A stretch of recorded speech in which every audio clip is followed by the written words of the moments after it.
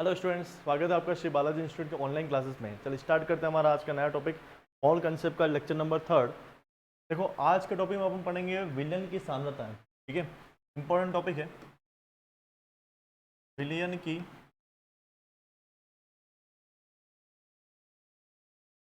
सांद्रताएं, है ना। हम कह सकते हैं कॉन्सेंट्रेशन ऑफ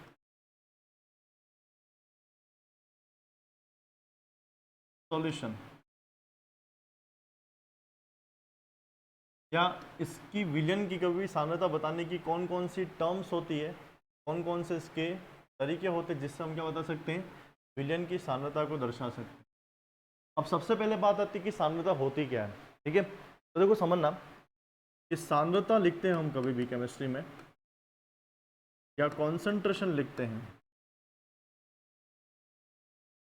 तो कॉन्सेंट्रेशन क्या हो जाएगी भाई, विलयन में घुले हुए विलय की मात्रा, ये हमारा विलयन है। अब देखो विलयन समझना, विलयन ऐसा मिश्रण होगा जो समांगी मिश्रण हो, होमोजेनियस मिक्सचर जो होगा, पूर्ण रूप से एक दूसरे में घुले हुए। ठीक है, तो विलयन में उपस्थित विलय की मात्रा, तो विलयन में या विलायक में उपस्थित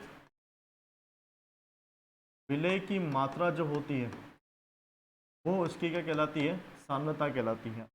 amount of solute, amount of solute in solution और सॉल्वेंट। भाई जैसे ये विलयन है हमारा, इस विलयन में हमारा है NaCl है और प्लस जल है, नमक का जली विलयन बनाया। ठीक है, अब देखो समांगी टर्म बोला यानी कि पूर्ण रूप से घुला हुआ होना चाहिए।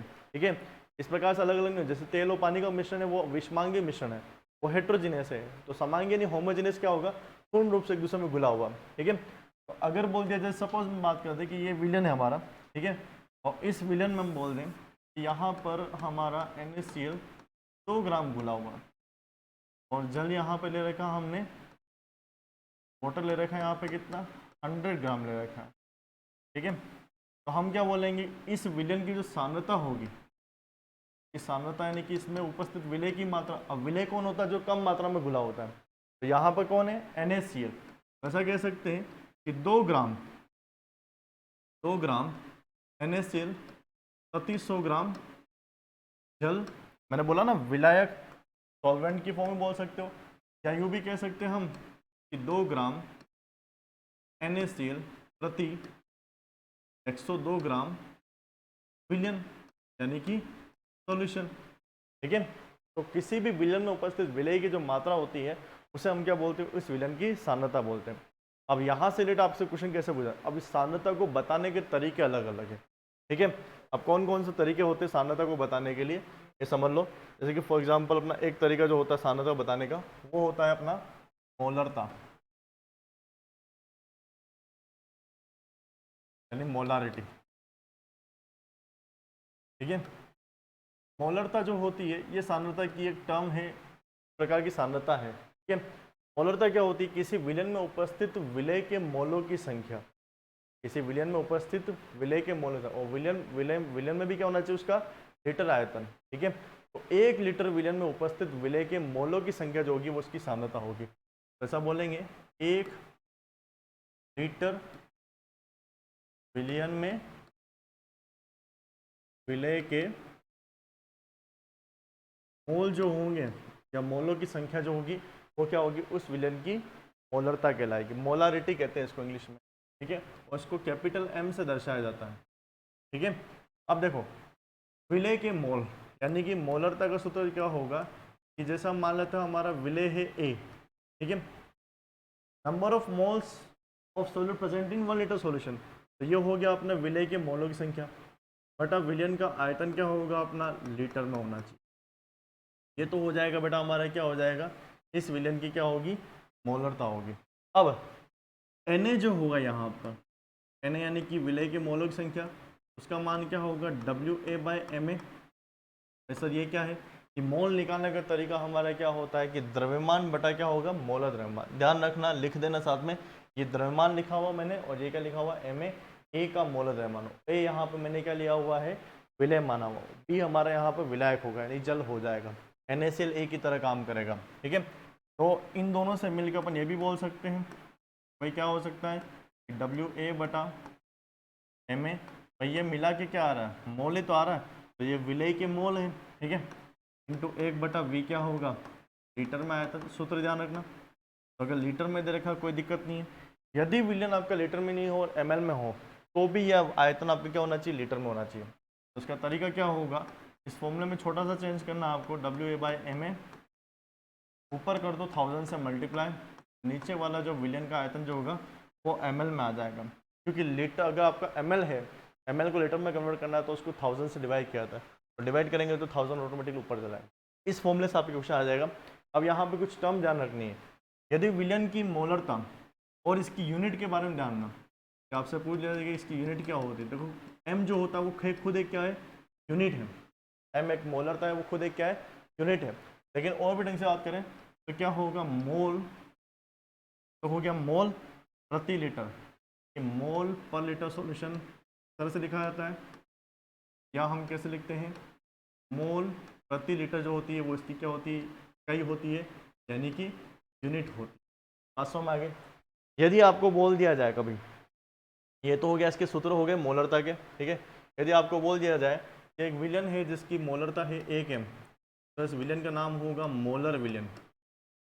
मोलर विलयन इंग्लिश में बोलेंगे मोलर सॉल्यूशन, का नाम हो जाएगा मोलर। भले निकालने पर अगर एक ही आ रही वैल्यू तो मोलर विलयन हो जाएगा। ठीक है, यदि मोलरता उसकी हो जाए m/10 आ जाए, इसको बोलेंगे हम डेसी मोलर। क्या बोलेंगे, डेसी मोलर विलयन, है ना। m/10 जो होता है उसको बोलते डेसी बोलते, तो क्या होगा, डेसी मोलर सॉल्यूशन हो जाएगा। बाकी सब कुछ सेम रहेंगे। यदि सॉल्यूशन क्या हो हमारा m/100 हो तो इसे हम क्या बोलेंगे, सेंटीमोलर। क्या बोलेंगे, सेंटीमोलर विलयन बोलेंगे। ठीक है, यदि मोलरता आ जाए m/1000 हो जाए तो इसको बोलेंगे हम मिली मोलर। क्या बोलेंगे, मिली मोलर विलयन। ये मोलरता की सूत्र है भाई, आपकी अगर मोलरता इस फॉर्म में आ रही है, ठीक है, ये प्रीफिक्स लगे हुए हैं इसके आगे, अनुलग इसके पूर्व लगने लगे हुए हैं। ठीक है, ये नाम से पहले मिली का क्या होता है, m/1/100 1/1000 होता है, सेंटी 1/ क्या होता है अपना 100 होता है, 1/10 को देसी बोलते हैं। ठीक है, ध्यान रखना, या इसको आप सॉल्व करोगे तो 0.1m ऐसा हो जाएगा, इसका होगा 0.01m। ठीक है, ये कितना हो जाएगा अपना 0.001m। ठीक है, आप m की जगह मोल प्रति लीटर भी लिख सकते हो। ठीक है, इसी प्रकार से कुछ और होते हैं, जैसे बात कर सकते हैं हम, यदि आपके मोलरता आ रही हो m/2 आ रही हो, आधा मोल आ रहा हो तो 0.5 मोल, है ना। तो m/2 को हम बोलते हैं, क्या बोलते हैं, सेमी मोलर। क्या बोलेंगे, सेमी मोलर बोलेंगे, semi molar solution, molar solution ये नाम दिया जाता है। यदि यूनिट अब क्या हो रहा हो, m/5 आ रहा हो, ठीक है। अब देखो सेमी जो होता है अपना वो 1/2 को दर्शाता है।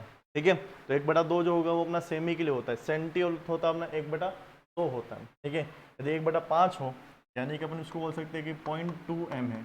अब कंफ्यूज मत हो जाना इन दोनों में, 1/5 हो 1/2 हुआ तो सेमी होगा, 1/5 होगा तो इसको बोलेंगे पेंटीमोलर। क्या बोलेंगे, पेंटीमोलर सॉल्यूशन विलयन। ठीक है, पेंटीमोलर सॉल्यूशन हो जाएगा। तो ये प्रीफिक्स आपको ध्यान रखना है। ठीक है, तो इनके नाम भी इस टर्म में हो सकते हैं। ठीक है, अब क्वेश्चन क्या होता है, ये तो इससे रिलेटेड कुछ बातें होगी हमारी। ठीक है, और भी कुछ इंपॉर्टेंट बात हुई आगे बताते, पहले न्यूमेरिकल देखते थे, न्यूमेरिकल का फॉर्मेट कैसा होगा। ठीक है, तो न्यूमेरिकल जैसा आपको बोल दिया, ये बोला गया कि बताओ कि 1.8 ग्राम ग्लूकोज, 1.8 ग्राम हमारा ग्लूकोज 200 ml विलयन में घुला हुआ है, 200 ml विलयन में घुला है, तो विलयन की मोलरता क्या होगी, विलयन की मोलरता पूछेगा, ऑप्शन आपके दे रखे होंगे, सही ऑप्शन को पहचानना होगा। मोलरता अब वो ABCD के फॉर्म में होंगे, कि मोलरिटी निकालनी है। अब देखो समझो, ये आपका विलयन है, ठीक है, और विलयन किसका, हमारा ग्लूकोज का। तो यहाँ पे हमने कितना घोला हुआ है, 1.8 ग्राम तो क्या घोला हुआ है, ग्लूकोज घोला हुआ है, ठीक है, ग्लूकोज घोल दिया है, ठीक है। और पूरा सॉल्यूशन जो है वो कितने का है, 200 ml का, मतलब इसका पूरा आयतन कितना है, 200 ml का है, ठीक है। तो 200 ml का विलयन हो रहा है। अब ध्यान देना कि ये इसका विलय है, तो ये जो आपको दे रखा है, ये क्या दे रखा है, विलय का द्रव्यमान 1.8 ग्राम, ठीक है। ये 200 ml जो दे रखा है, ये क्या है, विलयन का आयतन, वो भी किस में दे रखा है, ml में, 200 ml दे रखा है, ठीक है। ग्लूकोज है, ये ए हमारा कौन है, ग्लूकोज। तो ग्लूकोज का सूत्र क्या होता है, C6H12O6 होता है। अगर आप इसका मोलर द्रव्यमान निकालोगे, जैसे कि कार्बन का एक का होता है 12 इंटू 6 करोगे तो टोटल कितना आएगा इसका 70, ठीक है। हाइड्रोजन का द्रव्यमान कितना होता है हमारा, देखते हैं, एक का होता है 1, तो 12 का कितना हो जाएगा 12, तो प्लस करेंगे, ठीक है। ऑक्सीजन का द्रव्यमान कितना होता है बेटा अपना 16, तो क्या करेंगे अपन 6, ठीक है। तो ये अपना कितना आ जाएगा 96 आ जाएगा, तो प्लस करेंगे 96, तो टोटल करेंगे तो इसका मान कितना आएगा 180 आ जाएगा। तो ये क्या निकाला, इसका मोलर द्रव्यमान या इसका अणुभार निकाला, ठीक है, इसका मॉलिक्यूलर वेट निकाला हुआ है या अणुभार निकाला गया है। और ये अणुभार कितना है इसको हम बता रहे हैं MA से दर्शा, ठीक है। अभी हमारे पास सारी वैल्यू आ गई है, हमें सूत्र अगर याद है तो डायरेक्ट क्वेश्चन को सोल्व किया जाता है। कैसा हो गया कि 1.8 बटा 180 हज़ार होता है ml वाले विलयन के लिए, ये हो गया 200, ठीक है। पॉइंट उड़ेगा, यहाँ पे आ गई है, हट गया, ये कितना हुआ हमारा, ये हो गया 1/10, यानी क्या हुआ 1/20 हो गया। मोलरता इसकी कितनी आ रही है हमारी, इसकी मोलरता हो रही है m, 10 × 2 कितना होगा, m/20 का विलयन है हमारा। सॉल्व करना है कि भाई 1/2 वाला कितना हो गया हमारा, तो विलयन जो होगा ये होगा 1/2 इंटू 1/10, ये होता है 0.5 में होता है, कितना आ जाएगा, सॉल्यूशन कितना आ जाएगा 0.05 m का हो जाएगा, क्या यूनिट लिखो, तो 0.05 मोल प्रति लीटर का सॉल्यूशन। अब इनमें से कोई भी आपके ऑप्शन में हो सकता है एग्जाम में, ठीक है, बात समझ, तो सही ऑप्शन किसका ही हो। अगर फॉर्मूला याद है तो न्यूमेरिकल में दिक्कत नहीं होगी, दिक्कत तो नहीं आएगी। चलो, एक तो पैटर्न ये हो गया क्वेश्चन पूछने का। अगला देखो, अगली यूनिट जो होती है हमारी, ठीक है, एक क्वेश्चन पूछने का तरीका ये भी होता है कि बताओ कि भाई जैसे आपसे पूछ लिया कि डेसीमोलर, ठीक है, आपसे पूछ लिया कि 500 ml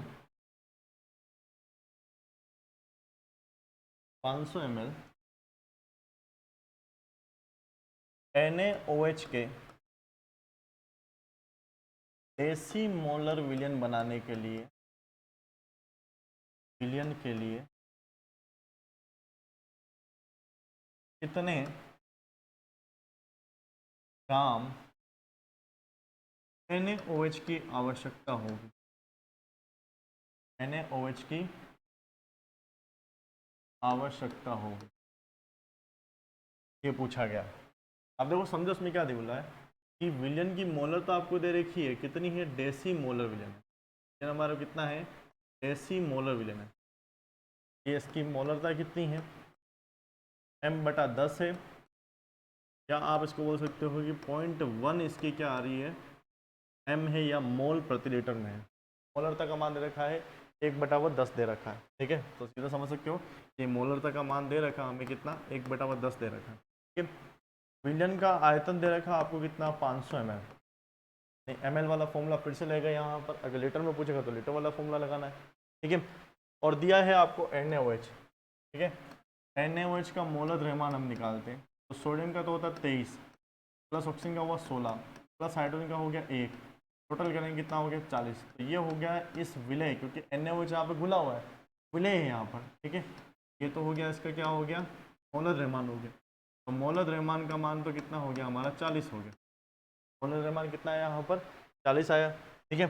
विलयन का आयतन दे रखा, निकालना है क्या हमें, कितना हमने NaOH को घोल रखा है, देखो सॉल्यूशन कैसा आएगा, m इज इक्वल टू कितना हो जाएगा बेटा हमारा, देखेंगे तो फॉर्मूला जो होता है हमारा, इस प्रकार से होता है, ये होता है फॉर्मूला।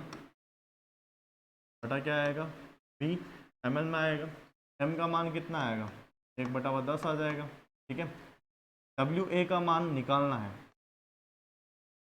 40 आपका मोल द्रव्यमान होता है, और ये हो गया हमारा कितना, 500 ml का विलयन है। तो जो चीज़ें यहाँ पर सोल्व हो सकती हैं तो सोल्व कर दो। तो बचा हुआ है क्या हमारा, WA बचा हुआ है। ठीक है, बेटा WA का मान कितना हो जाएगा, ठीक है, ये कितना हुआ, आपने मल्टीप्लाई करेंगे तो 20 हुआ, 20/10 यानी कितना हुआ, 2 ग्राम हमें क्या चाहिए यहाँ पर, NaOH की आवश्यकता। बात समझ में आ रही है। तो ये इससे रिलेटेड क्वेश्चन इस तरह से होता है। अब इसी प्रकार के क्वेश्चन जो होते हैं हमारे, वो मोलरता, वो आगे वाली जो कहीं होती है उनसे भी पूछा जाता है। ठीक है, तरीका ये होता है कि कभी आपसे पूछ सकता है कि मोलरता ही पूछ ले तो पूछ लेते, कभी इसमें विलय कितना घुला हुआ है ये क्वेश्चन पूछता है। ठीक है, चलो आगे बढ़ के देखते हैं और क्वेश्चन कैसे होगा हमारा। नेक्स्ट यूनिट जो होती है बेटा अपनी, वो होती है मोललता, मोलालिटी, मोललता। स्मॉल m से इसको दर्शाया जाता है। इसको दर्शाने का तरीका क्या होता है, स्मॉल m। ठीक है, मोलरता को बताते हैं रता या रिटी को बताते हैं अपन किससे, कैपिटल M से दर्शाते हैं, और मोललता को हम दर्शाते हैं किससे, स्मॉल m से दर्शाया जाता है। ठीक है, अब देखो का डेफिनेशन की बात करते हैं तो डेफिनेशन की क्या होती है कि 1 kg विलायक यानी कि सॉल्वेंट में घुले हुए विलय के मोल, विलय के मोल सब कुछ सेम है। यहाँ पर अगर दिख रहा हो तो यहाँ बोल रहा है कि बस विलायक ले लिया है, विलयन की जगह क्या लिया है, विलायक लिया गया, वो भी कितना, 1 kg लिया गया। अब यहाँ भार लिया गया है और विलयन नहीं लिया, क्या लिया है, विलायक लिया है। विलय के मोल की संख्या वही रहेगा फॉर्मूला। तो इसका सूत्र बनेगा कि विलय के मोल की संख्या बटा क्या होगा, विलायक का भार। विलायक यानी जो ज़्यादा मात्रा में होता है, वो भार किस में होना चाहिए हमारा, kg में होना चाहिए, kg में। तो ये तो हो गया हमारा मोललता का बेसिक सूत्र हो जाएगा। Na का मान थोड़ी देर पहले पढ़ा था हमने कि इसका जो Na होता है, A यानी हो गया विलय, तो विलय के मोलों की संख्या Na हो गया, तो इसका मान कितना होता है, WA/Ma। विलय का ग्राम में भार बता क्या आएगा, उसका अनुभार आ जाएगा, 1/WB आ जाएगा इन kg। तो ये होगा हमारा स्मॉल m हो जाएगा, यहाँ दिक्कत तो नहीं आएगी। ठीक है, अब kg नहीं दे रखा है, इसको ग्राम में दे दिया गया, WA/Ma 1000 डिवाइड बाय क्या हो जाएगा हमारा, WB किस में आ जाएगा, इन ग्राम। तो बेटा ये आ जाए हमारा ग्राम में आ जाए, तो ग्राम में आया तो इस प्रकार से लिखा हुआ आ जाएगा सूत्र, दिक्कत तो नहीं आएगी, यहाँ पर कोई प्रॉब्लम तो नहीं होगी। ठीक है, देखो सूत्र सब कुछ सेम है, बस यहाँ पर क्या दे रखा है, ये WB जो है ना, ये इस बार कौन है, विलायक है ना, जिसमें हम घोल रहे, जल हो गया। पहले विलयन था तो विलयन में क्या था, विलयन में विलय प्लस विलायक दोनों थे। अब WB यहाँ पर कौन है, विलायक है। ठीक है, तो ये बात आपको ध्यान रखनी है। अब क्वेश्चन, अब यहाँ पर वापस बोल दें इसकी यूनिट क्या होगी, तो इकाई जो होगी वो बड़ी सिंपल होगी कि हम वैसे तो लिखते इसको m से ही दर्शाते हैं, लेकिन बोला जाए तो मोल प्रति kg हो जाएगा। ठीक है, ऐसे लिख सकते हैं अपन इसको। ठीक है, मोल प्रति kg होता है, या ऐसे लिखते हैं अपन मोल प्रति kg। सारी चीज़ें वापस सेम आएगी इसके लिए। ठीक है, बोल दे कि भाई 1 m वाला विलयन है तो इसको बोलेंगे मोलल विलयन, मोलल विलयन। अगर m/10 हो तो क्या बोलेंगे, डेसी मोलल, क्या बोलेंगे, डेसी मोलल सॉल्यूशन। m/100 आ जाए तो इसको हम क्या बोलेंगे, सेंटीमोलल, तो बोलेंगे सेंटीमोलल सॉल्यूशन। अब यहाँ पे मैंने क्या किया है कि मैंने इसको मोलल कर दिया है, क्या किया है, मोलल कर दिया, मोलर नहीं किया है, वो मोललता के लिए अब मोलल कर दिया। ठीक है, अगर हमारा m/1000 हुआ तो क्या होगा हमारा, मिली मोलर हो जाएगा। ठीक है, तो मिली मोलल विलयन कहलाएगा।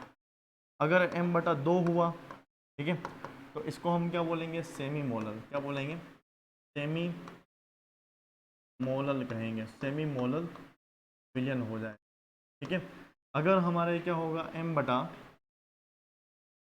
हो जाए तो इसको हम बोलेंगे पेंटी मोलल, क्या बोलेंगे, पेंटी मोलल विलयन या सॉल्यूशन कहलाएगा।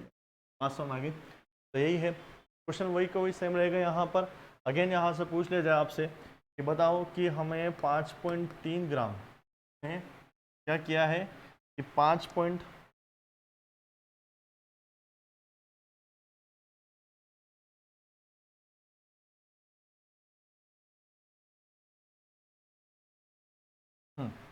आपसे क्वेश्चन पूछ लिया गया कि 5.3 ग्राम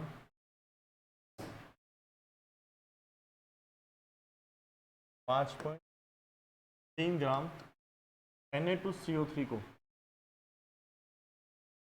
Na2CO3 को 2 ग्राम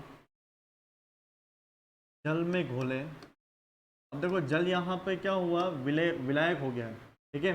और Na2CO3 हमारा यहाँ पे कौन है, विलय। अगर आपको यहाँ पता है कि कौन विलय है कौन विलायक है, दिक्कत नहीं आएगी। जल में घोले तो बनने वाले विलयन का, घोले तो बनने वाले विलयन का या विलयन की मोलरता ज्ञात करो। मोललता,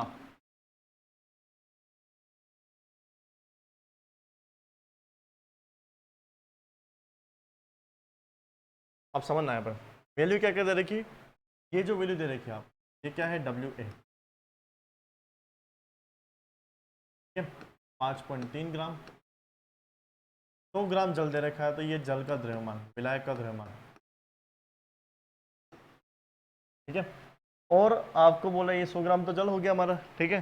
बचेगा क्या, हमें मोलर द्रव्यमान निकालना पड़ेगा, विलय का। तो विलय का मोलर द्रव्यमान कैसे निकालेंगे, Na2CO3 है, तो 2 सोडियम, एक का तो होता है 23, 2 का कितना हो जाएगा 46, एक कार्बन का भार कितना होता है 12, ठीक है।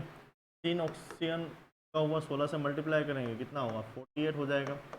टोटल करेंगे बेटा इनको, तो इसका मान कितना आएगा 106, इसका क्या आएगा मोलर द्रव्यमान, दो बार आ जाएगा। 106 यू बोल सकते हो आप इसको, AMU बोल सकते हो।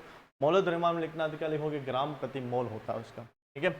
सारी चीज़ें आ चुकी है, आपको मोललता निकालनी है, कितना आएगा 5.3 106 1000, क्योंकि हमें क्या दिया हुआ, ग्राम में दिया हुआ, 100 पॉइंट उड़ा गया बटा 2 आया, इसकी मोललता कितनी आई, m/2 आ गई। यदि m/2 अगर इसकी क्या आ रही है, आपने देखा यहाँ पर हम जैसे बात करते हैं कि जैसा आपको बोला गया है, क्वेश्चन है हमारा,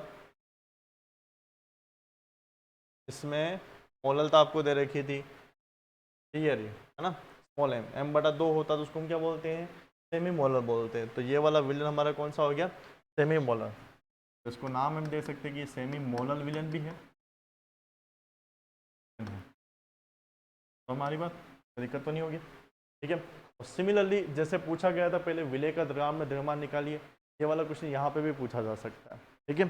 अब दिक्कत ये आती है कि कभी आपको ऐसा पूछ ले कि आपको मोललता दे रखी हो, मोलरता निकालना, तो उसको कैसे करोगे। देखो मोललता दे रखी हो या मोलरता दे रखी हो, और इनमें संबंध वाला अगर सूत्र आपसे पूछा जाए, तो एक छोटा सा सूत्र है, मैं आपको बताता हूँ, ICAR वाला एग्जाम में काम आ जाएगा, ठीक है। डेट में इतना यूजफुल होता नहीं है, ICAR नीट में काम आता है, तो इसका एक सूत्र आप लिख देना, ठीक है, ये काम आ जाएगा। वहाँ पर आपको विलन का घनत्व जरूर दे रखा होगा, ठीक है। सूत्र होता है बेटा इसका, small m equal to capital M into 1000। Capital M क्या होगा, ये मोलरता हो जाएगी, स्मॉल m क्या है, मोलरता हो जाएगी, मोलालिटी हो जाएगी, ठीक है। 3 इंटू 1000, T जो होगा वो विलन का घनत्व होगा, माइनस मोलरता और विलय का मोलर द्रव्यमान। इस सूत्र को लगा दोगे तो आपको भले ही यहाँ पे क्या दे रखा हो, m दे रखा हो, तो आप स्मॉल m को निकाल सकते हो, स्मॉल m दे रखा है तो आप कैपिटल M को निकाल सकते हो। तो इन दोनों के संबंध का सूत्र है, ये ICAR और नीट जैसे एग्जाम में काम आता है। हम फिलहाल जेड के क्रैश कोर्स के अकॉर्डिंग देखते हैं क्वेश्चन कौन कौन से होंगे, ठीक है। चलो बात करते हैं, अगला क्वेश्चन देखते हैं अपन। नेक्स्ट अपनी जो इकाई होती है, तो नेक्स्ट इकाई होती है हमारी मोल अंश, हम बोलते हैं मोल फ्रैक्शन। मोल फ्रैक्शन या मोल अंश। अब देखो अंश क्या होता है, फ्रैक्शन क्या होता है, जैसे हमारा परसेंटेज होता है, ठीक है, परसेंटेज को हम डिवाइड बाय 100 कर दे तो अंश बन जाएगा, भाग हो जाएगा। परसेंटेज में 100% होता है तो अंश यहाँ पे कुल मिला के 100% को हम कैसे बोलेंगे, अंश में एक बोलेंगे यहाँ, ठीक है।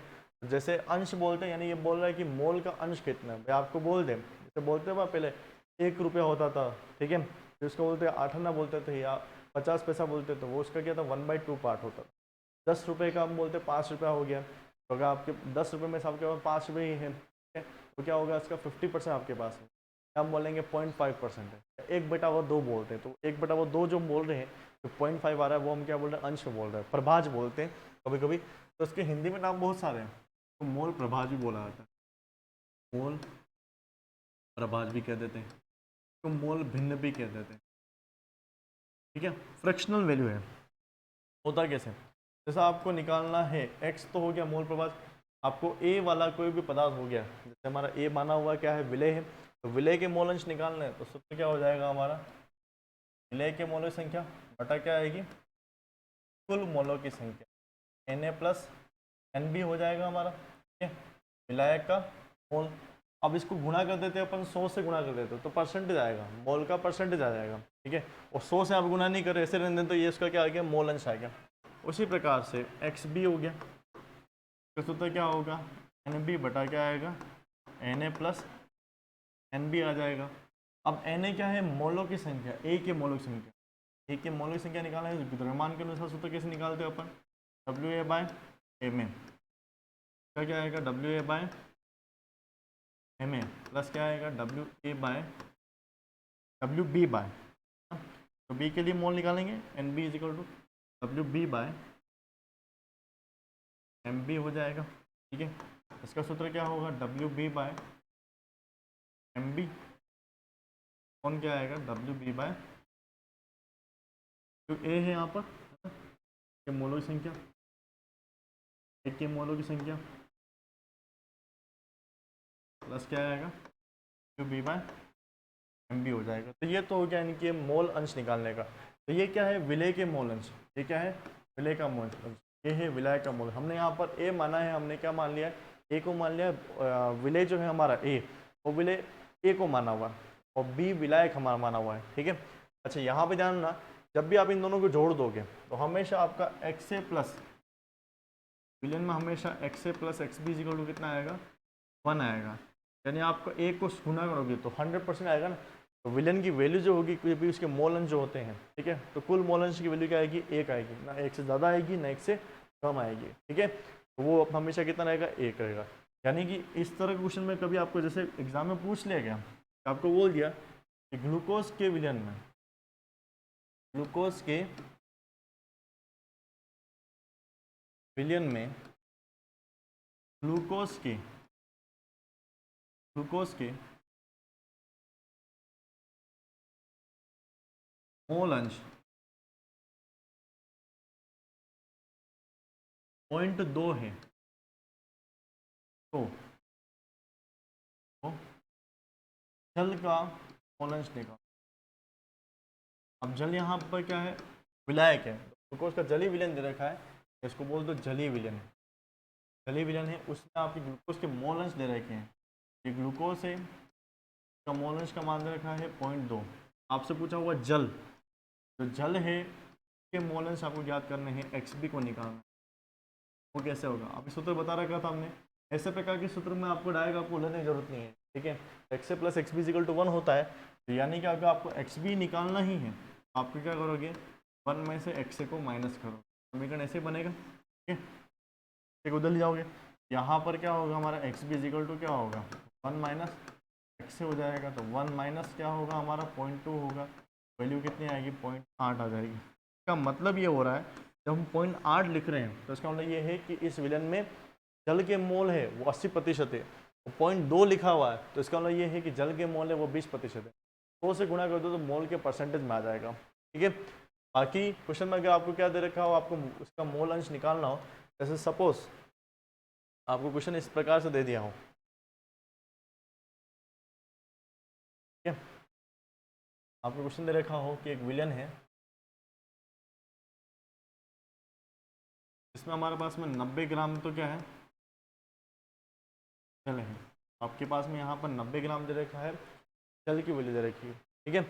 और बोल दिया है कि इस विलयन में 20 ग्राम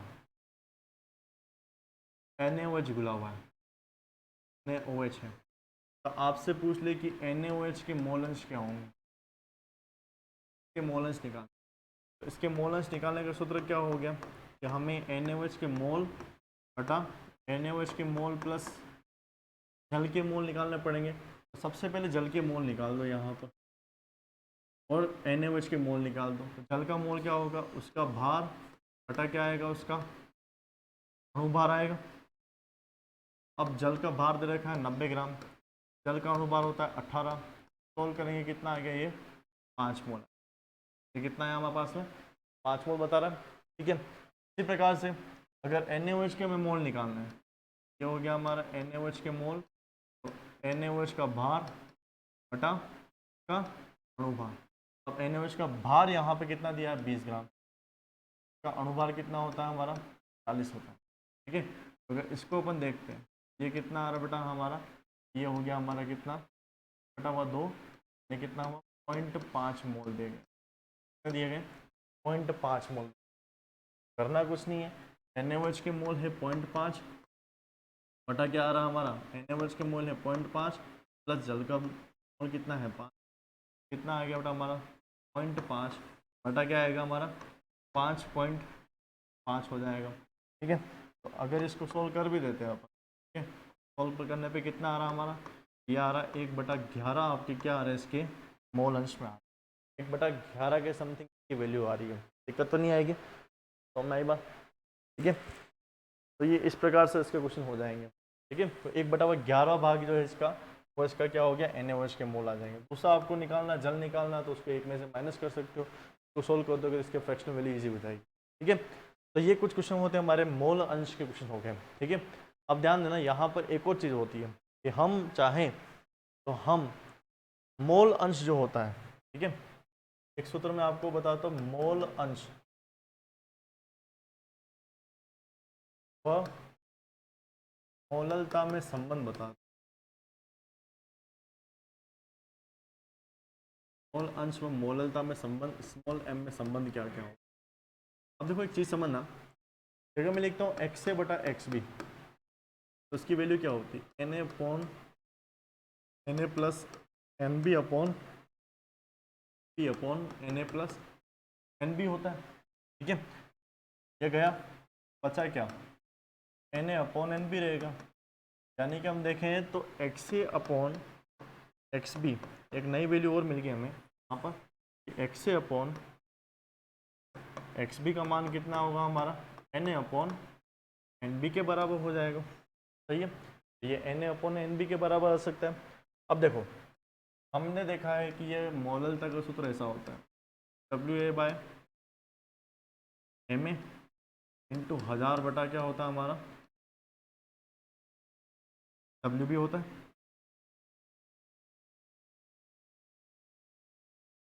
ये होता है का मान 1000 बटा क्या हो जाएगा, WB हो जाएगा। तो यहाँ पे एक चीज़ चेंज करते हैं कि मैं इसको MB से गुणा और MB से क्या करते हैं, इसको डिवाइड करके देखते हैं, तो इसकी वैल्यू क्या हो जाती है, ठीक है, चेक करते हैं। अब देखो, ये जो आपको दिख रहा है, ये वाला वैल्यू हमें किसके बराबर दिख रहा है, Na के बराबर। हमने अगर ऐसा किया तो इससे कोई समीकरण का फर्क थोड़ी पड़ रहा है, हमने उसी चीज़ से उसको मल्टीप्लाई किया। MB क्या है, तो जल का या विलायक का क्या हो गया, अणुभार हो गया, उसे गुणा भी कर दिया और डिवाइड भी कर दिया, समीकरण में कोई चेंज भी नहीं आ रहा है। तो इसको ढंग से देखो, ये क्या आ रहा है हमारा, NB आ रहा है, तो नया सूत्र क्या बन सकता है, Na अपॉन क्या आएगा,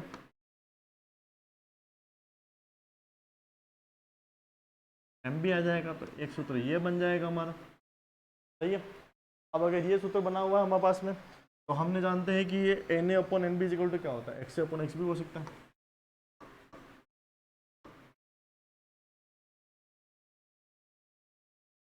जहाँ पर ये MB आपका क्या होगा, उस विलायक का मोलद्रव्यमान हो जाएगा। और हम ऐसा भी कह सकते हैं कि हम तो जानते हैं कि XB की वैल्यू क्या होती है हमारी, XA on 1 minus XA into क्या हो जाएगा 1000 बाई क्या आएगा MB आ जाएगा। ठीक है, क्लियर है। तो इस प्रकार से भी क्वेश्चन किया जाता है। जो आपको वहाँ पर आगे ऊपर निकालने को मिली है मोललता, उससे आप क्या निकाल सकते हो, उसके मोल अंश भी निकाल सकते हो। एक उदाहरण दे देते हैं, जैसे फॉर एग्जांपल कि आपको बोल दिया गया, एक फेमस क्वेश्चन भी है कि एक मोलल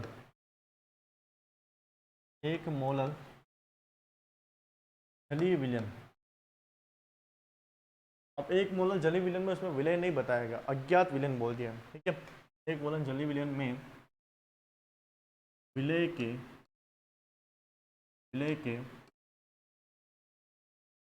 मोल अंश ज्ञात करो। मोल अंश क्या होगा, मोल फ्रैक्शन क्या होगा। अब देखो न्यूमेरिकल ऐसा है, इसमें अगर ये एक को भी अगर मैं लिख दूँ यहाँ तो ऐसा लिख दिया जाए, ठीक है, तो एक लिख दिया जाए। आपको तो इसमें एक भी मैथमेटिकल कोई भी आपको फिगर दिख ही नहीं रहा है, और पूछा हुआ मोल अंश की वैल्यू पूछी हुई है, तो इस प्रकार के क्वेश्चन भी आ सकते हैं। समझो यहाँ पे मोललता जो है मान कितना है, एक है। ठीक है, आपको पूछा हुआ है कि विलय के मोल अंश x से पूछा हुआ है, बड़ा सिंपल है, और जलीय विलयन बोल ही रहा है। हमने अभी भी सूत्र पढ़ा था कि ये क्या होता है, x से अपॉन 1 माइनस एक्स से होता है अपॉन MB होता है। अब B हमारा कौन है, जल है। अगर जल है, जल का मोल द्रव्यमान कितना हो जाएगा हमारा होता है। ठीक है, ये हो गया हमारा x से, क्या हो गया 1 माइनस एक्स से, m की वैल्यू है 1, इसको करोगे तो ये सोल्व होकर कितना आएगा 55.555 आता है, ये वैल्यू बनती है इसकी। ठीक है, अब इसमें इसको सोल्व करना है तो 1 माइनस एक्स से को यहाँ ले आओ, इक्वल टू क्या हो रहा है, ये 0.55 एक्स से हो रहा है। ये इस प्रकार क्वेश्चन कैसे होता है उसको सोल्व करने के तरीके बता रहा हूँ। मैं एक्स से को उधर जाता हूँ तो क्या हो जाएगा 55.55 एक्स से है, उसमें माइनस का एक्स से क्या हो जाएगा प्लस का एक्स से बन के जुड़ जाएगा, इक्वल टू मान कितना आ जाएगा, एक आ जाएगा। ठीक है, अब यहाँ पर क्या होगा हमारा 56.55 एक्स इज इक्वल टू क्या आएगा हमारा 1 आ रहा है, तो एक्स का मान कितना हो गया हमारा 1/55.55 आ जाएगा। ठीक है, अगर इसको सोल्व करना भी चाहो तो ये अपना होता था 0.017 हमारा क्या आ जाता है, इसका मोल अंश के फॉर्म में आ जाता है। ठीक है, ये मोल अंश इतने हो जाते हैं प्रकार में, बात समझ आ रही है। तो ये जो रिलेशन वाले फॉर्मूले हैं ये आपके क्वेश्चन में ज़्यादा लंबे नहीं करेंगे। अब इसमें क्या होगा, आपको कहीं पर सोचना नहीं पड़ेगा। अगर आपको दे भी रखा है कि मोल निकाल कर, तो टिपिकल उसमें बड़ा मेथड लेगा, बट शॉर्ट में ही हो जाएगा आपको। देखो ये तो सूत्र लिखने के लिए हो गया मैंने, अगर करोगे तो जल्दी से आपके 1-2 लाइन में क्वेश्चन आंसर आ जाएगा।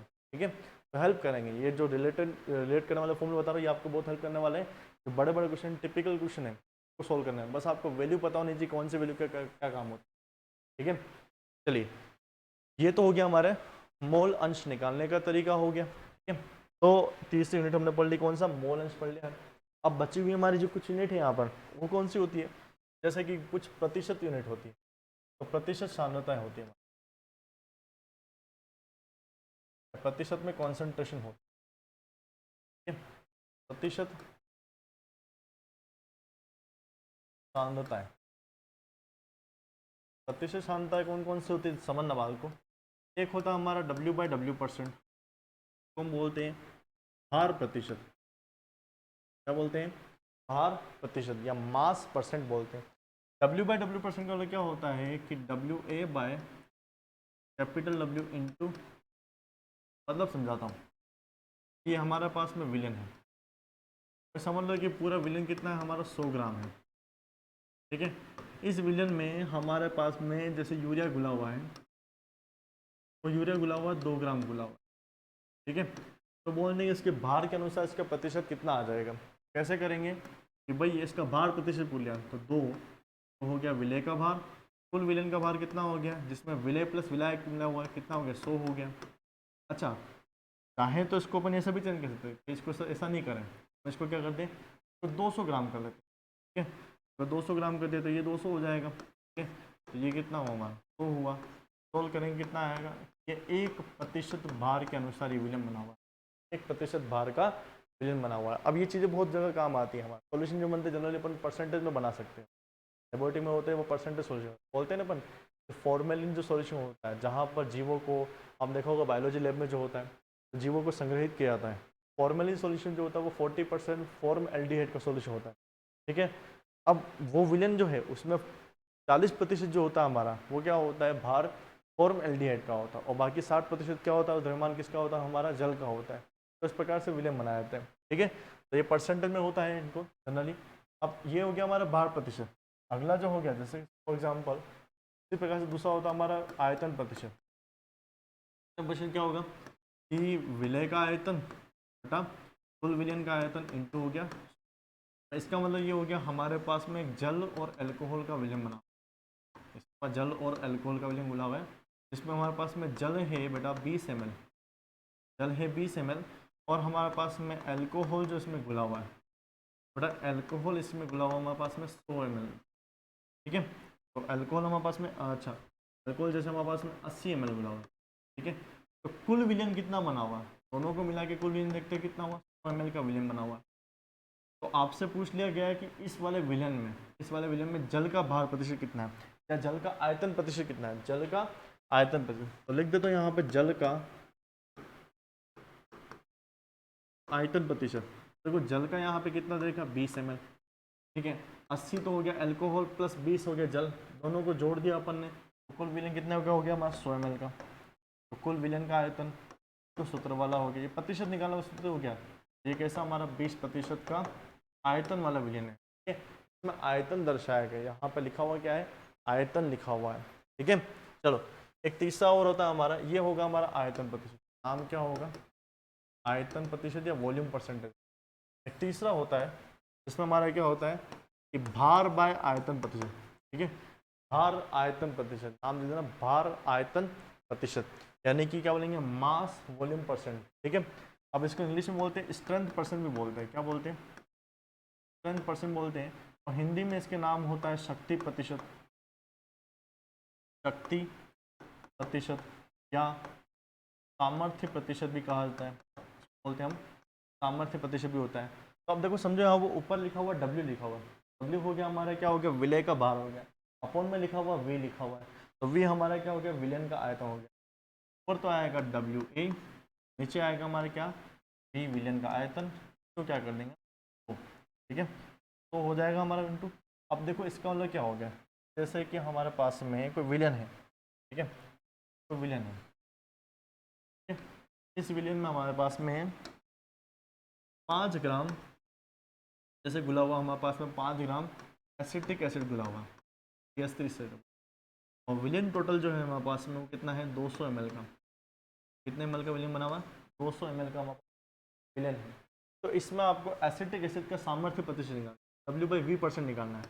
तो सूत्र क्या होगा, कम मात्रा में है ये तो ये विलय हो गया, तो इसका भार कितना है 5 ग्राम। ठीक है, भार हुआ 5, कुल विलियन कितना हुआ, ये बोल रहा है कुल विलियन कितने का 200 ml का, तो 200 ये हो जाएगा हमारा। ठीक है, इसका परसेंटेज कितना आएगा 2.5% का, ये क्या हमारा विलयन बना हुआ, 2.5% का ये सामर्थ्य प्रतिशत वाला विलयन बना हुआ। ये तो हो गया हमारे प्रतिशत की जितनी भी सांद्रताएं होती है वो आ जाएगी यहाँ पर।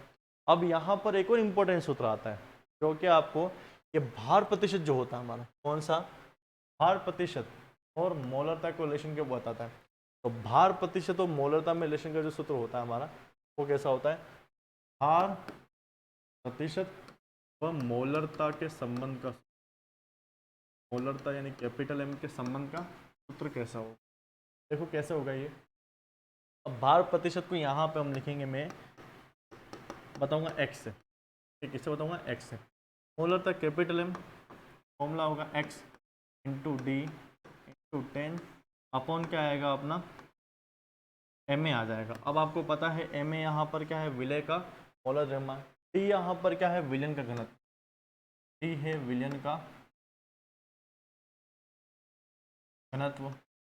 ठीक है, या आप बोल सकते हो इसका विशिष्ट गुरुत्व, विशिष्ट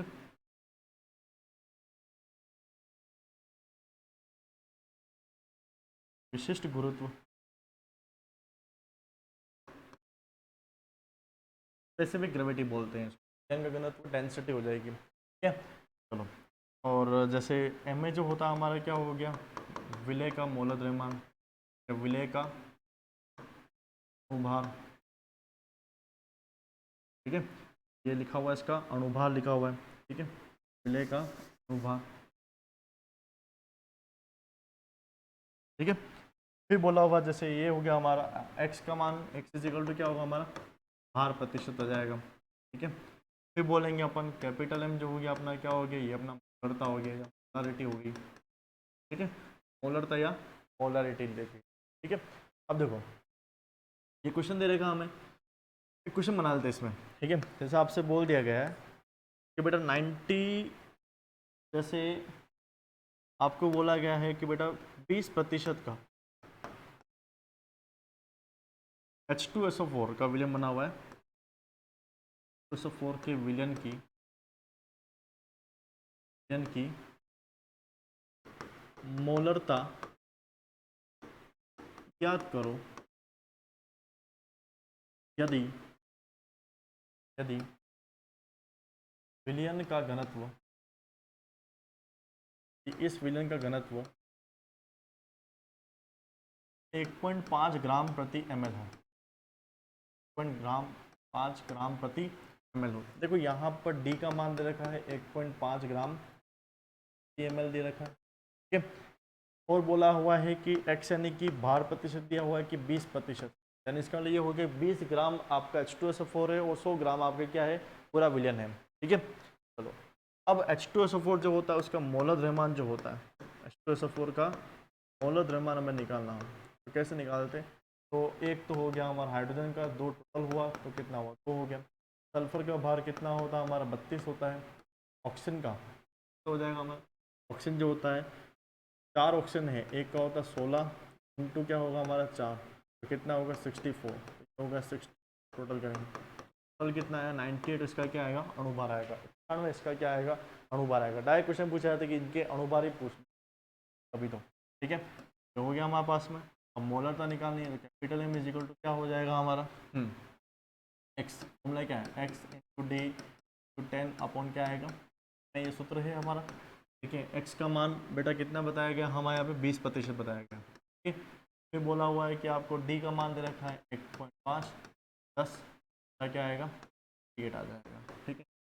सोल्व करेंगे अपन क्वेश्चन को तो ये 15/8 आपका, तो सोल्व करोगे तो इसकी मोलरता आ जाएगी सामने। तो हमारी बात, तो कभी कभी एग्जाम में डायरेक्ट आपसे क्या पूछा था, यहाँ पर डायरेक्ट आपको भार प्रतिशत दिया होता है और भार प्रतिशत में उसके विलयन के क्या हुआ दिया होता है, वहाँ पर उसका डेंसिटी या घनत्व दिया होता है, ठीक है। और आपको मोलर द्रव्यमान निकालना, तो ये इस तरह के क्वेश्चन होते हैं। क्वेश्चन के जो पैटर्न बनते हैं वो सारे मैं आपको बता रहा हूँ, ठीक है। अब समझना अगला जो होता है एक और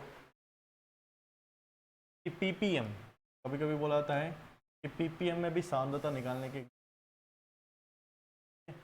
पीपीएम में सांद्रता कैसे होती है, तो पीपीएम जो होता है का मतलब होता है पार्ट्स पर मिलियन, पार्ट्स पर मिलियन, ठीक है। हिंदी में नाम क्या होता है पार्ट्स पर मिलियन नहीं होता, क्या बोलते हैं पार्ट्स प्रति मिलियन बोल सकते, मिलियन होता है, ठीक है। अब देखो पार्ट्स पर मिलियन जब होता है क्योंकि यहाँ पर 1 मिलियन जो होता है,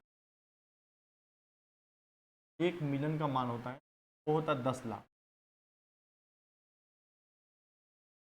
1 मिलियन किसके बराबर होता है 10 लाख। अब 10 लाख कितना होता है हमारा 10 लाख, ये हमारा क्या हो गया 10 लाख हो गया। अब इसमें जीरो गिन के देखो 1 2 3 4 5 6 लाख, हम 10 की हो गया, ठीक है। अब ये इतना ज़्यादा है, मतलब इसका मतलब ये हो गया कि अगर आपने 10 लाख ग्राम आपके पास में 10 लाख ग्राम आपके पास में अणु है तो उसमें 1 ग्राम आपका विलय घुला हुआ है, ठीक है। तो 10 लाख ग्राम आपने लेकर उसमें 1 ग्राम है आपके 2 ग्राम या अपन बोल सकते हैं 50 ग्राम, सपोज 50 ग्राम आपके उसके अंदर क्या घुला हुआ है, 10 लाख ग्राम के सामने 50 ग्राम विलय घुला हुआ है, यानी विलय की क्वांटिटी बहुत सूक्ष्म है, बहुत कम मात्रा में, तो ये होगा पार्ट्स पर मिलियन। हम बोलेंगे 50 ppm का भी हम बोल देंगे, ठीक है। अब ऐसा जो होता है ppm की गणना होती है प्रदूषण जांच के लिए की जाती है कि वायु में प्रदूषण कितना है या जल में कठोरता कितनी है, क्योंकि वायु में प्रदूषण जो होता है वो बहुत कम क्वांटिटी में होता है, या जल में प्रदूषण जल में हमारी कठोरता होती है वो बहुत कम क्वांटिटी में। कठोरता यानी कि जल में जब कठोरता बोलते हैं जो कैल्शियम और मैग्नीशियम के जब सोल्ट घुले होते हैं तो वो जल क्या होता है, साबुन के साथ में आसानी से जाग नहीं देता, तो ये उसको बोलते हैं जल की कठोरता। ठीक है, हालांकि वायु में प्रदूषण तो हम कम नहीं कर रहे, हम तो बढ़ाए जा रहे हैं। वो अगली बार ऐसा भी हो सकता है, ऐसे ही रहे हमारा व्यवहार तो हो सकता है पीपीएम से जाके कहाँ आ जाएगा, प्रतिशत में आ सकता है। ठीक है, तो प्रदूषण कम करिए बेटा, तो ध्यान रखिए और बताइए सभी को। तो वायु में प्रदूषण यानी कि जब सूक्ष्म मात्रा में होता है, हमारा विलय क्या होता है, सूक्ष्म मात्रा में हो। ठीक है, तो अगर विलय की क्वांटिटी बहुत सूक्ष्म मात्रा में हो जाए तो हम इसको क्या बोलेंगे, पीपीएम में दर्शाते हैं। वैसे आगे को आता है पीपीबी आता है। सूत्र क्या होता है समझ लो। तो पीपीएम जो होता है वो क्या होता है हमारा W A by capital W, यानी विलियन का द्रव्यमान। तो क्या आएगा यहाँ पे 100 की जगह क्या आएगा, 10 की घात 6 आ जाएगा। अब आपको दिख रहा होगा यहाँ पे 100 है, यहाँ पे मैंने क्या लिख दिया 10 की घात 6। ठीक है, बोल दिया भाई यहाँ पे कि हमारे पास में जो एयर है, ठीक है, हवा है, तो हवा हमारे पास में हवा का द्रव्यमान दे रखा है। ठीक है, 100 ग्राम हवा दे रखी है, उसके अंदर 0.00001 ग्राम हमारे पास में या 2 ग्राम बहुत कम क्वांटिटी में कार्बन मोनोऑक्साइड गैस घुली हुई है ना, या कोई विषैली गैस घुली हुई है, तो उनको कैसे निकालेंगे, तो उनके लिए काम आता है। ठीक है, तो उस प्रकार क्वेश्चन में ये काम आ जाएगा आपको। और एक और आपको जानना पीपीबी। अब देखो कैलकुलेशन वैसी रहेगी, ठीक है, कोई चेंज नहीं होगा। पीपीबी को हम बोलते हैं पार्ट्स पर बिलियन होता है। ठीक है, यानी 1000 मिलियन के बराबर। ठीक है, बिलियन यानी कि पार्ट्स प्रति बिलियन, है ना। अब 1 बिलियन जो होता है, ठीक है, का मान कितना होता है, 10 की घात 9 होता है, यानी ये 1000 मिलियन के बराबर होता है। सूत्र क्या हो जाएगा हमारा, पीपीबी इजिकल टू क्या होगा, विलय का भार बटा विलयन का भार, तो 10 की घात कितना आ जाएगा, 9 आ जाएगा। ठीक है, तो ये इसका सूत्र हो जाएगा। ठीक है, अब ये सारे हमने वैल्यू निकाल दिए। अगर आपसे कभी पूछ लिया जाए कि आपको मोलरता दे रखी है, उसको ग्राम प्रति लीटर में निकालना है, तो मोलरता से ग्राम प्रति लीटर में कन्वर्ट करना है। मोलरता से ग्राम प्रति लीटर में सांद्रता ज्ञात करनी हो तो सूत्र क्या होगा, देखो समझो बात को। तो हमारी मोलरता जो होती है, ठीक है, देखते हैं मोलरता कैपिटल एम। मोलरता हमारा सूत्र क्या होता है, अगर आप ध्यान से देखते हो, ये हमारा मोलरता है, डब्ल्यू ए है, क्या हो गया हमारा, एम ए हो गया। तो मैं यहाँ लीटर वाला सूत्र ले लेता हूँ, क्या होगा लीटर वाला। अगर आप देखते हो ये क्या लिखा हुआ ग्राम, ठीक है, ये किस में आना चाहिए, ग्राम, तो ग्राम प्रति लीटर हो गया है, ये तो हो जाए ग्राम प्रति लीटर। तो ग्राम प्रति लीटर जो होता है तो हम बोलते हैं शक्ति, क्या बोलते हैं, शक्ति। बिलियन की शक्ति, क्या क्या बोल सकते हैं, बिलियन का सामर्थ्य, है ना। पर द्रव्यमान आ रहा हो, नीचे क्या हो रहा हो, आयतन, तो ये इसको शक्ति या सामर्थ्य से दर्शाया जाता है ना। Strength of solution, strength of solution. अब आपको मोलरता वाली जो टर्म है वो सामान्य भाषा में समझनी हो, तो ग्राम प्रति लीटर में कन्वर्ट करना हो, तो उसके लिए सूत्र आ जाएगा। तो देखो यहाँ पर क्या हो रहा है, ये तो आएगा हमारा ग्राम प्रति लीटर, ग्राम प्रति लीटर इज इक्वल टू क्या आएगा, मोलरता इंटू क्या आएगा, विलय का मोलर द्रव्यमान। जैसे कि आपसे बोल दिया गया है कि भाई 0.5 m का H2SO4 विलयन है, ठीक है, तो इसका सामर्थ्य कितना होगा, इसका ग्राम प्रति या इसका ग्राम प्रति लीटर में सांद्रता कितनी होगी। ग्राम प्रति लीटर को हम ऐसे लिख सकते हैं, में सांद्रता ज्ञात करनी। तो क्या करोगे, ग्राम प्रति लीटर में अगर सांद्रता निकालनी है तो उसकी मोलरता है 0.5, H2SO4 का मोलर द्रव्यमान निकाल तो 98 निकाल, तो गुणा कर लेंगे तो क्या आ जाएगा, इसके ग्राम प्रति लीटर में क्या आएगी, इसकी सांद्रता आ जाएगी। वास्तव में आगे, ठीक है, तो जो भी इसका आंसर आएगा वो किस में आएगा, ग्राम प्रति लीटर में इसकी सांद्रता हो जाएगी। ये सारे क्वेश्चन हो। अब यहाँ पे एक टर्म ध्यान रखना, आप कुछ चीज़ें अब होती है, ठीक है, एक होता है ताप प्रभावित सांद्रता, ताप प्रभावित सांद्रताएं, ठीक है। ऐसी कौन कौन सी सांद्रता है जो ताप से प्रभावित होती, ठीक है, ताप प्रभावित सांद्रता या टेम्परेचर डिपेंडेंट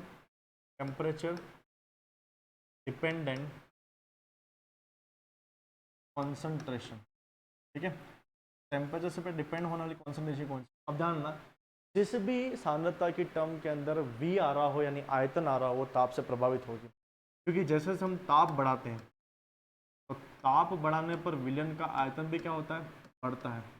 तो द्रव्यमान में तो परिवर्तन नहीं होता है, लेकिन वहां पर क्या होता है, आयतन होता है, फैलता है विलयन, ठीक है। तो ताप प्रभावित विलयन की सांद्रता क्या होगी, जिसमें भी आपका क्या हो रहा हो, V आ रहा हो। यानी अगर बात करते हैं मोलरता जो होती है वो हमारा ताप प्रभावित हो गई है, मोलरता नहीं होती है। ये तो हमारी होगी प्रभावित, ताप से प्रभावित, और दूसरा लिख रहा हूँ मैं ताप से अप्रभावित, या इंडिपेंडेंट कौन सी होती है, तो मोलरता हमारी ताप से अप्रभावित होती है। मोल अंश के बारे में बात करेंगे, उसमें सभी की सभी चीज़ें क्या है, हमने वहाँ पर द्रव्यमान में देखा, वहाँ पर आयतन नहीं आया हुआ, ठीक है। फिर बात करते हैं हम W/W% जो हो गया वो इसमें आएगा, V/V% जो होगा ताप प्रभावित में आ जाएगा हमारा, ठीक है। W/V% किस में आ जाएगा, ppm का मान किस में आएगा, हमारा अप्रभावित में आएगा, ppb का मान भी किस में आएगा, अप्रभावित, क्योंकि इनमें एक भी जगह पर V सूत्र में नहीं आ रहा है, ठीक है। तो ताप प्रभावित ऐसा हो जाएगा। अब एक चीज़ ध्यान रखना, आपसे पूछ लिया जाएगा शुद्ध जल की मोलरता कितनी होती है, तो शुद्ध जल की मोलरता होती है 55.55 m। तो ध्यान रखना, क्वेश्चन डायरेक्ट जानना कि शुद्ध जल की मोलरता जो होती है वो 55.55 होती है, 55.55 होती है। और शुद्ध जल का घनत्व जो होता है वो ऐसा क्यों होता है कि 1 ग्राम प्रति ml होता है, ठीक है। तो शुद्ध जल का घनत्व जो क्या होता है, कितना होता है, 1 ग्राम प्रति ml होता है, 1 ml के अंदर इसका कितना द्रव्यमान होता है, 1 ग्राम होता है, ठीक है। तो ये तो इसके सूत्र हो गए सारे मोलरता के रिलेटेड क्वेश्चन हो जाएंगे। अब कभी कभी एग्जाम में आपसे पूछा जाता है यहाँ पर कि जो विलयन है कि मोलरता समीकरण भी क्वेश्चन पूछा जाता है। एक मोलरता समीकरण क्वेश्चन देख लो, मोलरता समीकरण, मोलारिटी इक्वेशन, मोलारिटी इक्वेशन। देखो मोलरता समीकरण वाला सूत्र कैसे होगा समझना, कि जैसे मैंने बोल दिया कि हमारे पास में है जल, ये जल हमारे पास में है, जल ले रखा हमने, ठीक है। इसमें मैंने क्या किया है कि HCl सांद्र HCl घोल दिया। सांद्र HCl की सांद्रता कितनी है, 10 m। तो यूं का यूं इसमें ऐड किया, एक नया विलयन तैयार हो गया, एक नया विलयन तैयार हो गया।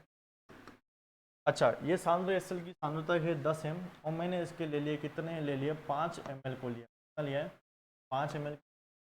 और नया बनने वाला विलयन जो है बेटा अपना वो बन गया है 500 ml का। तो बनने वाला विलयन कितना है, 500 ml। ये है अपना विलयन और ये हमारा जल, ठीक है। तो पूछा जाए इसका विलयन का आयतन तुम पता है, तो इसकी मोलरता कितनी, मोलरता का मान पूछा। अब यहाँ एक बात समझना कि हम जब मोलरता का सूत्र लिखते हैं तो वो होता है हमारा Na अपॉन क्या आता है, V आता है। ml में हुआ तो कोई बात नहीं, हो जाएगा, यहाँ पे ml क्या हो जाएगी, खत्म हो जाएगी। तो ये अपना क्या हुआ, N अपॉन V हुआ है, ठीक है। तो Na यानी विलय के मोल हुआ, यानी कि हम बोल सकते हैं mv हो गया, ठीक है। तो तुलनाएं करोगे, अगर किसी दो विलयन की तुलना करोगे तो उसके हजार जो आप बोलोगे ml में अगर है भी है तो 1000 वाला क्या हो जाएगा, कैंसिल हो जाएगा, ठीक है। आप तो ये समझिए कि हम किसी विलयन के लिए बोलते हैं कि उसकी मोलों की संख्या जो होती है वो क्या होता है, उस विलयन की मोलरता इंटू क्या होता है, उसका आयतन होता है, विलयन का आयतन। तो मोलरता इंटू आयतन होता है, यानी ये जो हमने लिया है विलयन, ठीक है। तो इसके हमने सारे के सारे, हमने जितना भी इसका मोलरता वाला विलयन था वो सारा इसके अंदर ऐड कर दिया। तो इसके कितने मोल थे हम देख लेते हैं। तो इसके N1 जो मोल थे वो कितने थे, 10 इंटू मोलों की संख्या निकालनी है 5 ml, तो यानी कितने थे इसके 50 मोल थे, कितने थे इसके 50 मोल। हमने इसके यूं के यूं 50 मोल इसके अंदर घोल दिए, यानी बनने वाले विलयन के अंदर भी HCl जो है ये कितने हैं, 50 मोल। यानी कि बाद में जो विलयन में जो N2 मोल है, N1 जो मोल थे हमने जो लिए थे स्टार्टिंग में वो बाद वाले N2 के लिए समान ही है। HCl के मोल तो परिवर्तित थोड़ी हुए हैं, ठीक है। इससे विलयन का आयतन तो बड़ा है, तो हमने तो यूं का यूं HCl उठा के इसकी मात्रा यूं की यूं ऐड कर दी है। तो N1 व N2 स्टार्टिंग व एंड में कोई भी HCl के मोलों की संख्या में परिवर्तन नहीं हुआ, हुआ क्या है कि वहाँ पर जल की क्या हुई, मात्रा बढ़ी है, यानी कि विलय की मात्रा अभी भी वही है, विलय की मात्रा हमने 50 मोल थे, वो यूं क्यों डाल दी, वो 50 मोल अभी भी है, ठीक है, बस जल की मात्रा बढ़ गई है, ठीक है, तो मोलरता परिवर्तित हो जाएगी। तो ये एक इस तरह से दर्शा है कि हम बोल सकते हैं कि यहाँ पर स्टार्टिंग में N1 और बाद में N2 का मान क्या था, समान है, ये बात है। अब बोलते हैं कि स्टार्टिंग में M1 V1 है, एंड में है M2 V2। पहले वाले विलयन की जो M1 सांद्रता है वो कितनी है, 10 m, ठीक है, V1 आयतन कितना है 5 ml, उसमें V2 का मान कितना दे रहेगा हमें 500 ml, और M2 को निकालना है, कितना हो जाएगा, आसान है ये तो, कितना हो जाएगा M1 V1 अपॉन क्या हो जाएगा हमारा V2 हो जाएगा, इन दोनों गुणा करने पर कितना आ रहा था हमारा 50 आ रहा था, V2 का मान कितना हमारा 500 हो रहा है, ठीक है, सॉल्व करते हैं अपन, तो कितना आ रहा हमारा 1/10, बनने वाला विलयन कितना हो गया M/10 का विलयन है, नया विलयन कितना बना M/10 वाला विलयन बन गया, बात समझ आ रही है, कोई दिक्कत तो नहीं है। और देख लेते हैं और कैसे होता है, यहाँ पे एक क्वेश्चन और बनता है दिमाग में, ठीक है, मतलब आपसे क्वेश्चन अगर पूछ भी लिया गया, ठीक है, इसी फॉर्मेट पर, तो आपसे पूछ लिया गया है कि जैसे कि हमने बोला है कि जैसे बेटा 5 m का, ठीक है, या ऐसा बोलते कुछ सांता कर दिया आपके काम, M/10 का H2SO4 विलयन को जल में घोला, डिजोल्व किया,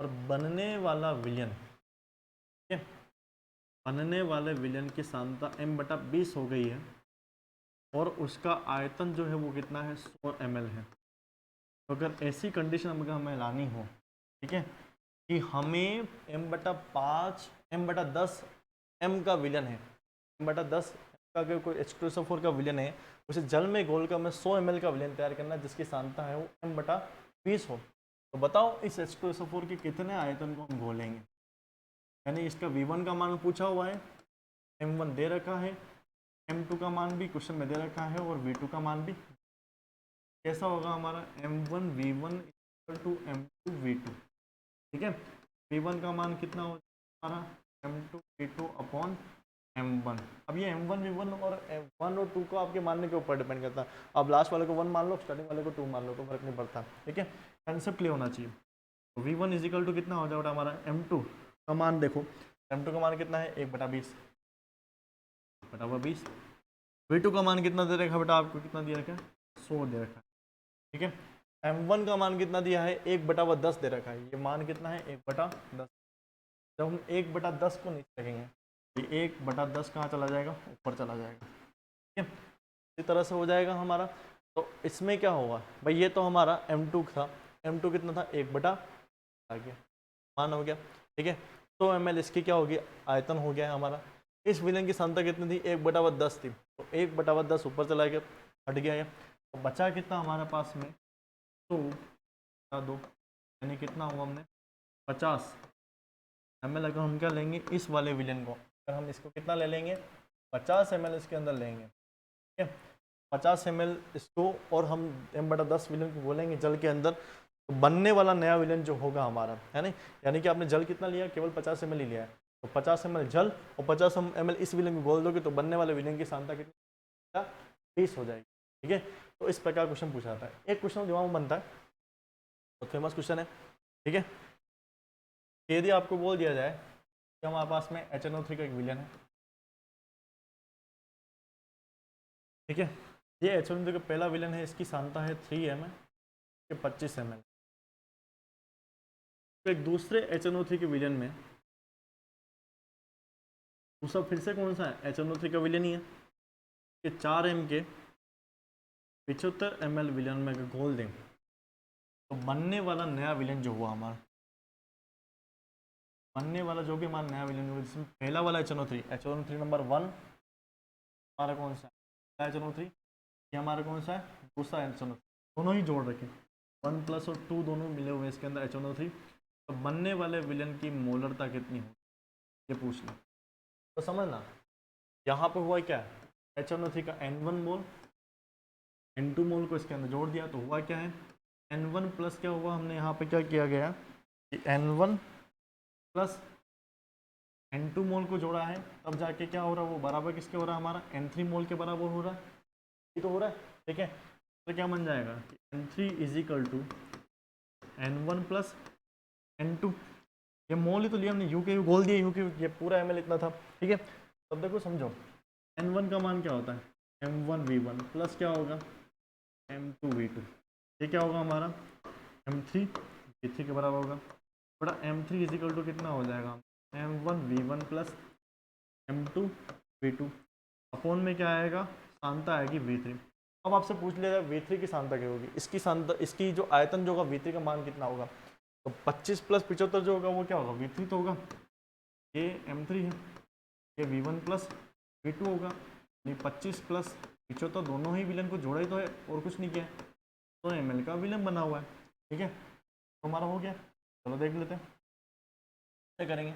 अब M1 का मान है हमारा, M1 का मान कितना है बेटा हमारे पास में, यहाँ पर दे रखा है M1 का मान, ये आपके पास में कितना 3 इंटू क्या करोगे, इसका आयतन कितना था 25 ml प्लस जोड़ दिया 4 दूसरे वाला विलियन 75 ml बटा क्या करोगे, तो करोगे, यही तो होगा।